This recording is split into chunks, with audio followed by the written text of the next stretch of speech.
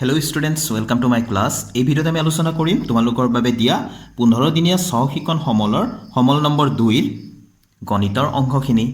এই ভিডিঅ'ত আমি কৰিম ষ্টুডেণ্টছ পৰিমেয় সংখ্যাৰ বিতৰণ বিধি। ইয়াৰ আগৰ ভিডিঅ'বিলাক নিশ্চয় চাইছা চাগে, যদি নাই চোৱা তোমালোকে নিশ্চয়কৈ চাই ল'বা। গোটেইখিনি চালেহে তোমালোকে পৰিমেয় সংখ্যাবিলাকৰ বিধি যিবিলাক আছে, নিয়মবিলাক, সেইবিলাক ভালকৈ বুজিব পাৰিবা।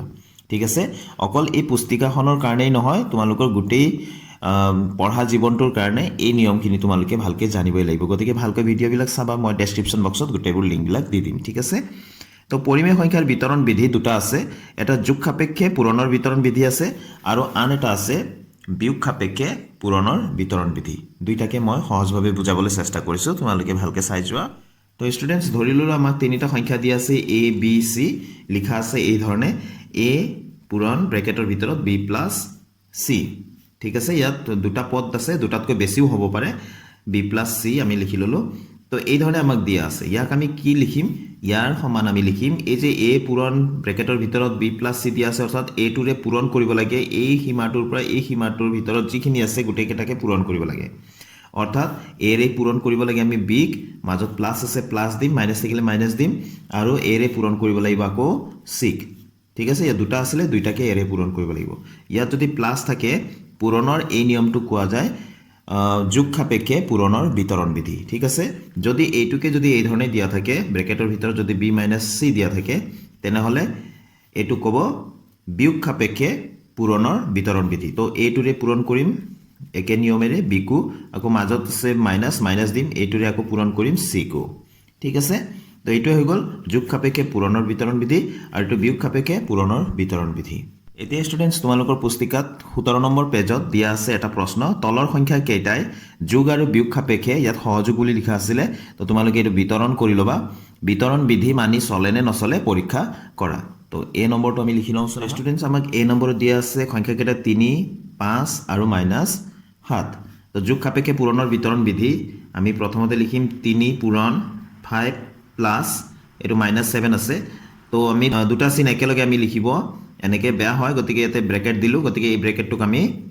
কুটিল বন্ধনী কৰি দিলোঁ, অৰ্থাৎ ছেকেণ্ড ব্ৰেকেট দিলোঁ। ঠিক আছে, তো এতিয়া ইয়াক আমি কেনেকৈ লিখিব লাগে, অকণমান আগতে আমি যে কৰিলোঁ 3 পূৰণ 5, মাজত প্লাছ আছে প্লাছ দিম, 3 পূৰণ -7। ঠিক আছে, তো এই ধৰণে আমি লিখি ল'লোঁ। এতিয়া ষ্টুডেণ্টছ, আমি চাম এই বাওঁপক্ষৰ ফালে আমি অংক কৰি চাম আৰু সোঁফালেও অংক কৰি চাম, বেলেগে বেলেগে। তো আমি একে আনচাৰ পাম নে নাপাওঁ আমি চাওঁ। তো প্ৰথমতে মই লিখি ল'লোঁ 3 × 5 প্লাছ এইফালে -7, এইটো লিখি ল'লোঁ। ঠিক আছে, মই ইয়াত বাওঁপক্ষ বুলি লিখি ল'লোঁ, বাওঁপক্ষ। ঠিক আছে, তো বাওঁপক্ষত আমি কৰি চাওঁ 3 পূৰণ ব্ৰেকেটৰ কাম আগত, তো ইয়াতে 5 আছে, এই ব্ৰেকেটটো খুলি দিলোঁ, প্লাছ মাইনাছ কি হৈ যাব -7। ঠিক আছে, তো ইয়াতে 3 × 5ৰ পৰা 7 গ'লে কি হ'ব, তো এইটো ধনাত্মক এইটো ঋণাত্মক, এটা ধনাত্মক এটা ঋণাত্মক থাকিলে সদায় বিয়োগ কৰিব লাগিব। 7ৰ পৰা 5 গ'লে 2 হ'ব, 7টো ডাঙৰ, গতিকে তাৰ চিনটো থাকিব। তো 3 × 2 = 6, এইটো ধনাত্মক এইটো ঋণাত্মক, এটা প্লাছ এটা মাইনাছ থাকিলে পূৰণত মাইনাছ চিন হ'ব, 3 × 2 = 6। ঠিক আছে, এইটো বাওঁপক্ষৰ পৰা পালোঁ। সোঁপক্ষটো মই লিখি ল'লোঁ, এইখিনি আছিলে সোঁপক্ষ, লিখি ল'লোঁ চোৱাচোন 3 × 5 প্লাছ 3 × -7। তো 3 5 যে কিমান হয় 15, আৰু এইটো প্লাছ 3 × -7, তো প্লাছ মাইনাছ মাইনাছ হ'ব, 3 7 যে 21। তো 15ৰ পৰা 21 মাইনাছ কৰিলে কিমান হ'ব, আমি পাম -6। তো 21ৰ পৰা 15টো মাইনাছ কৰিলোঁ, 6 পালোঁ, আৰু 21টো ডাঙৰ, গতিকে তাৰ চিনটো আমি ইয়াতে লিখি দিলোঁ। তো দুইটাতে চোৱাচোন -6 পালোঁ, ইয়াতে -6 পালোঁ। এইবাৰ ষ্টুডেণ্টছ, আমি বিয়োগ সাপেক্ষে পূৰণৰ বিতৰণ বিধি কৰোঁ। আমি লিখিম 3 পূৰণ 3 × ব্ৰেকেটৰ ভিতৰত 5 মাইনাছ আমাক দি আছিলে -7। ঠিক আছে, এইটোক আমি কেনেকৈ লিখিম 3 × 5, এইটো মাজৰ মাইনাছটো এইটো 3 × -7। ঠিক আছে, তো আমি বাওঁপক্ষটো লৈ ল'ম আৰু সোঁপক্ষটো লৈ ল'ম। তো বাওঁপক্ষটো লিখি ল'লোঁ এইফালে, সোঁপক্ষটো এইফালে লিখি ল'লোঁ। আমি হিচাপ কৰোঁ, দুইটাতে আমি একে আনচাৰ পাম নে নাপাওঁ চাওঁ। তো 3 × ব্ৰেকেটৰ ভিতৰৰ কামটো আগত কৰোঁ, 5, এইটো মাইনাছ মাইনাছ কি হৈ যাব +7, মাইনাছ মাইনাছ মুখামুখি হ'লে প্লাছ হৈ যাব। তো 3 × 5 + 7 12 হৈ গ'ল, আৰু 3 × 12 কিমান হ'ব, 12ৰ লগত 3 পূৰণ কৰিলে আমি পাওঁ 36। তো এইফালে আমি 36 পালোঁ, এইফালে কিমান পাওঁ 15, 5 × 3 = 15, আৰু এইটো -3 আৰু -7 পূৰণ হ'লে প্লাছ হৈ যাব 7 3 গুণ 21 3 7 21 15 আৰু 21 প্লাছ কৰি চোৱা তোমালোকে কি পাবা 36 পালা তো দুইফালে আমি এক আনসাৰ পালো এবাৰ আমাক দিয়া আছে বি নম্বৰত -1/5 2/7 3/5 তিনিটা সংখ্যা দিয়া আছে আমি যোগ সাপেক্ষে আৰু বিয়োগ সাপেক্ষে পূৰণৰ বিতৰণ বিধি আমি পৰীক্ষা কৰি চাওঁ ঠিক আছে তো ইয়াতে আমি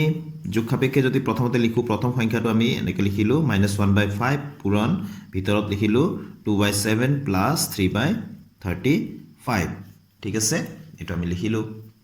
তো ইয়াক আমি কেনেকৈ লিখিম বিতৰণ বিধি মতে বাহিৰৰ যেটো আছে এটোৰে ভিতৰত যি আছে গুটেকেটাকে আমি পূৰণ কৰিব লাগে হয়নে তো -1/5 এৰে আমি পূৰণ কৰিম 2/7 ক ঠিক আছে আকৌ মাজত প্লাস আছে প্লাস দিলো -1/5 এৰে আকৌ পূৰণ কৰিম 3/35 ক ঠিক আছে এইটো এতিয়া আমি প্ৰমাণ কৰি চাও যে বাওফালৰ পৰা যেটো আনসাৰ পাম সোফালৰ পৰাও হেটো আনসাৰ পাও নে নাপাও আমি প্ৰমাণ কৰি চাম তো স্টুডেন্টস আমি বাওপক্ষ আৰু সোপক্ষ লিখি ললো বেলেগে বেলেগে এতিয়া আমি কৰি চাও বাওফালটো আগতে কৰি চাও -1/5 আছে ব্ৰেকেটৰ কামটো আগত কৰিম ঠিক আছে তো 7 আৰু 35 ৰ লসাগুটো 35 ঠিক আছে তো 7 এৰে 35 ক হৰণ কৰিলে কিমান বাৰ যাব 5 বাৰ 5 দুগুণ 10 প্লাস এটো তো নিজৰে লসাগু হৈ গল তো এটো তিনিটো ডাইৰেক্ট লিখি দিম ঠিক আছে তো এটো -1/5 ইনটু ইয়াতে 35 টো আছে এফালে কিমান পালো 13 তো এতিয়া যেহেতু তলে উপরে আমি কটাকটি কৰিব নোৱাৰো যদি হৰণ যায় আমি কটাকটি কৰিব লাগে না যায় যেহেতু আমি তলে তলে পূৰণ কৰি দিম উপৰে উপৰে পূৰণ কৰি দিম তো ইয়াত হ'ব 5 5 গুণ 25 ৰ 5 হাতে গল 2 5 গুণ 15 16 17 175 পাও আৰু ইয়াতে পাম -13 13 গুণ 13 আৰু মাইনাস আছে যেহেতু মাইনাস দিম তো ইয়াৰ পৰা পালো আমি -13/175 এইফালে এতিয়া সোপক্ষৰ ফালে কি পাও আমি চাও তো ইয়াতে 5 7 গুণ 35 মাইনাস আছে 2 গুণ 2 তো এটো প্লাসে মাইনাসে হল তো ইয়াতে 5 আৰু 35 পূৰণ কৰিলে আমি পাইছিলো অকমান আগতে 175 আৰু 3 গুণ 3 ঠিক আছে এই প্লাস মাইনাস মাইনাস কৰি দিলো এতিয়া 35 আৰু 175 ৰ লসাগু 175 এ হ'ব ঠিক আছে 35 এৰে এতিয়া 175 ক হৰণ কৰিলে তোমালোকে পাবা 5 5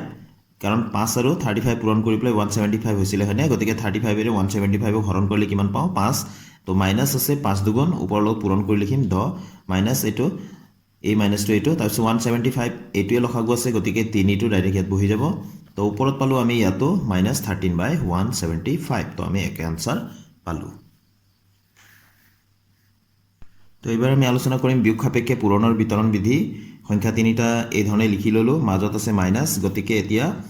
1/5 এৰে পূৰণ কৰিম 2/7 কো আৰু মাইনাস এটো মাজৰটো -1/5 এৰে আকৌ পূৰণ কৰিম 3/35 কো ঠিক আছে তো এই ধৰণে আমি লিখিব লাগে বিতৰণ বিধি ঠিক আছে এই ধৰণে দিয়া যদি আছে এই ধৰণে আমি লিখিম বা এই ধৰণে যদি দিয়া আছে এই ধৰণে আমি লিখিব পাৰো এতিয়া আমি চাও যে বাওফালে যেটো আনসাৰ হ'ব আৰু সোফালে যেটো আনসাৰ ওলাব হেটো একে হয় নে নহয়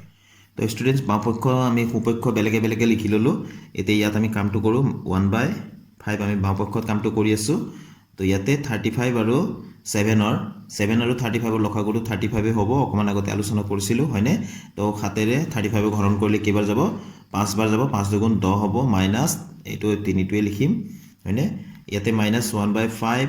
পূৰণ ইয়াতে 35 আৰু 10 ৰ পৰা 3 গলে 7 তো ইয়াত আমি পাম 5 আৰু 35 পূৰণ কৰিলে আমি পাইছিলো 175 হয়নে আৰু 1 7 গুণ 7 হ'ব এটো -7/175 পালো ইয়াত এফালে এতিয়া সোপক্ষৰ ফালে কি পাও আমি চাও তো ইয়াতে 5 7 গুণ 35 আৰু 2 গুণ 2 তো ইয়াতে -2 হ'ব মাইনাস মাইনাস এটো প্লাস হৈ গল 5 আৰু 35 পূৰণ কৰিলে 175 হয় তাৰ পিছত এটো 3 গুণ 3 এতিয়া 35 আৰু 175 ৰ লসাগুটো কি হৈ যাব 175 এ হ'ব 35 আৰু 175 ক কেবাৰ যাব 5 বাৰ 5 দুগুণ 10 -10 ইয়াত পালো প্লাস এটো আমি 3 এ লিখিব লাগিব তো ইয়াতো আমি কিমান পালো -10 + 3 এটা প্লাস এটা মাইনাসৰ সংখ্যা থাকিলে সদায় বিয়োগ কৰিম তো 7 হল তো যেটো ডাঙৰ তাৰে চিন দিম -7 আৰু তলত 175 তো আছে তো আমি একে পালো না আনসাৰটো তো স্টুডেন্টস এবাৰ আমাক দিয়া আছে সি নম্বৰত 2 3/4 5/6 তো যোগ সাপেক্ষে পূৰণৰ বিতৰণ বিধি আগতে কৰি চাও তো 2 ইনটু ব্ৰেকেটৰ ভিতৰত 3/4 + 5/6 লিখি ললো তো ইয়াক আমি কেনেকৈ লিখিম 2 ইনটু 3/4 মাজত আছে প্লাস আকৌ 2 ইনটু 5/6 ঠিক আছে এতিয়া আমি পৰীক্ষা কৰি চাও বাওফালৰ পৰা আৰু সোঁফালৰ পৰা একে আনসাৰ পাওনে নাপাও তো স্টুডেন্টস মই বাওপক্ষ আৰু সোঁপক্ষ পৃথকে পৃথকে লিখি ললো তো এতিয়া 2 ইনটু ব্ৰেকেটৰ ভিতৰত 4 আৰু 6 ৰ লসাগু কিমান হ'ব আমি উলিয়াই লব পাৰিব লাগিব এনেকৈ উলিয়াই লম 4 আৰু 6 লিখি ললো ঠিক আছে ইহঁতক আমি কিহেৰে হৰণ কৰিব পাৰোঁ দুইটাকে 2 ৰে 2 দুগুণ 4 2 3 গুণ 6 তো ইয়াতে গোটেইকেইটা মৌলিক সংখ্যা হৈ গ'ল এতিয়া চোৱা 3 দুগুণ 6 দুগুণ 12 কিমান হৈ গ'ল আমাৰ লসাগু 12 হ'ব তো ষ্টুডেণ্টছ আমি ইয়াত লিখিম 12 তো 4 ৰে 12 হৰণ কৰিলে 3 পাম 3 3 গুণ 9 প্লাছ ইয়াতে 6 ৰে 12 হৰণ কৰিলে 2 পালোঁ 2 5 গুণ 10 ঠিক আছে তো ইয়াত 2 ইনটু এটা 12 হ'ল ইয়াতে ওপৰত 19 হ'ল এই 2 ৰে আমি 12 কাটিব পাৰোঁ 2 6 গুণ 12 ঠিক আছে 2 মানে তলত কি আছে 1 আছে তো এটো 19 বাই আমি কিমান পালোঁ ইয়াতে 6 পালোঁ ঠিক আছে এতিয়া ষ্টুডেণ্টছ সোঁপক্ষৰ পৰা আমি কি পাওঁ চাওঁ এই গোটা সংখ্যা 2 ৰে হৰটো কাটিব পাৰোঁ 2 দুগুণ 4 এইটো 2 ৰে ইয়া কাটিব পাৰোঁ 2 3 গুণ 6 তো ইয়াতে আমি থাকিলে আমাৰ থাকিলে 3/2 প্লাছ ইয়াতে থাকিলে 5/3 তো ইহঁতৰ লসাগু কি হ'ব 3 দুগুণ 6 আৰু 2 ৰে 6 হৰণ কৰিলে 3 বাৰ যাব 3 3 গুণ 9 প্লাছ 3 ৰে 6 হৰণ কৰিলে 2 বাৰ যাব 2 5 গুণ 10 তো ইয়াতো আমি কিমান পালোঁ 19/6 পালোঁ দেখিলানে তো দুইফালে আমি কি পালোঁ আনসাৰটো একে পালোঁ 19/6 19/6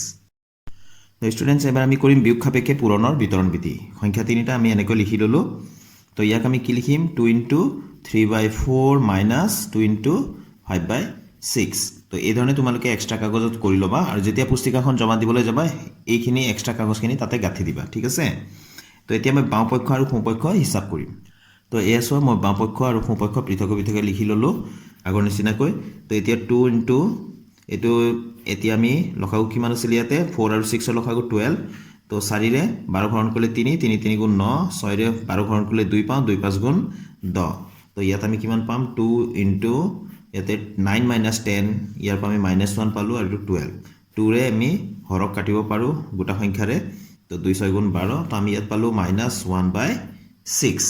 এতিয়া আমি সোঁপক্ষৰ ফালে চাওঁ তো আমি সোঁপক্ষ এয়া তো 2 ৰে 4 কাটি দিলোঁ 2 দুগুণ 4 2 ৰে 6 কাটিব পাৰোঁ 2 3 গুণ 6 তো ইয়াতে থাকি গ'ল 3/2 মাইনাছ 5/3 তো 2 আৰু 3 ৰ লসাগু কিমান হয় 6 হয় তো 2 ৰে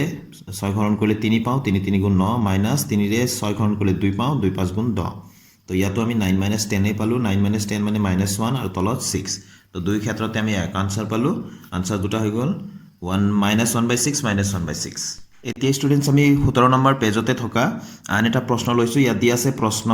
পৰিমেয় সংখ্যাৰ উপযুক্ত বিধি ব্যৱহাৰ কৰি তলৰ খালী বাকচবোৰ পূৰ কৰা তো ইয়াৰ আগতে আমি যিবিলাক বিধি আছিলে পৰিমেয় সংখ্যাৰ নিয়মবিলাক আছিলে সেইবিলাক গোটেই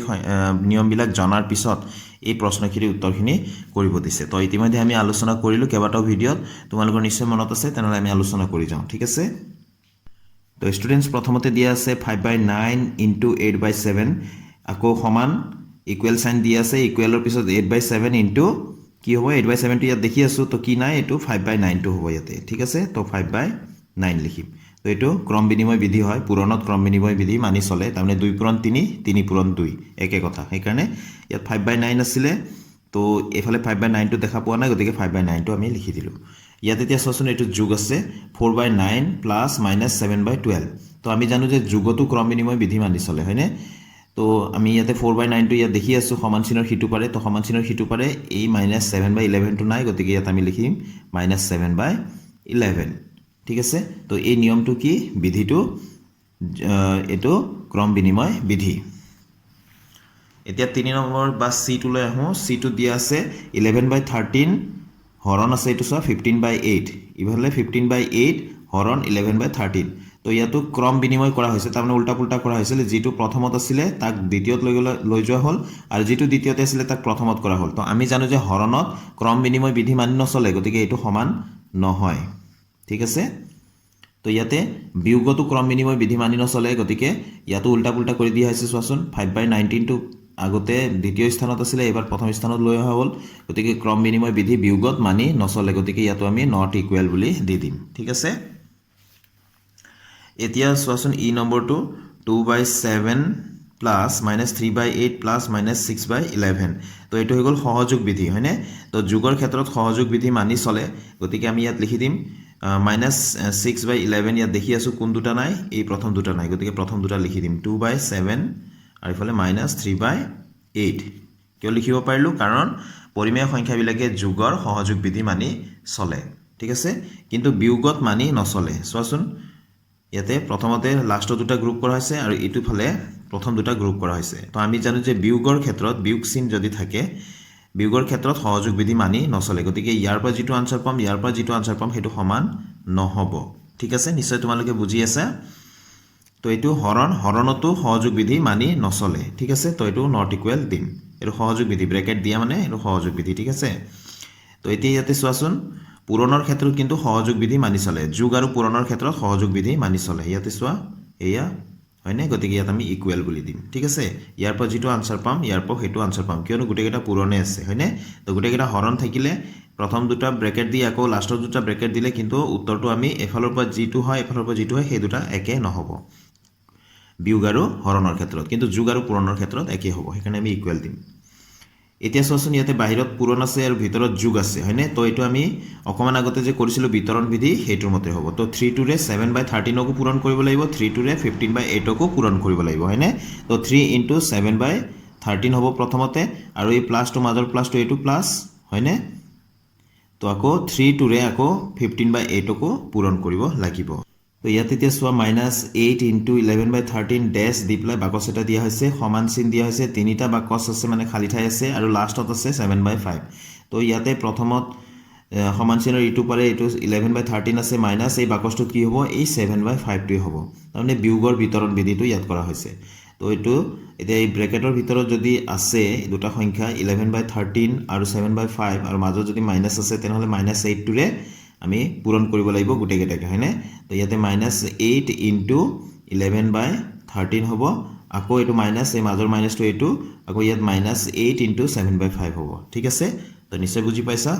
অকমান আগতে কৰিছিল এইখিনি হয়নে তো ইয়াতে এতিয়া আকৌ চোৱাচোন এইটো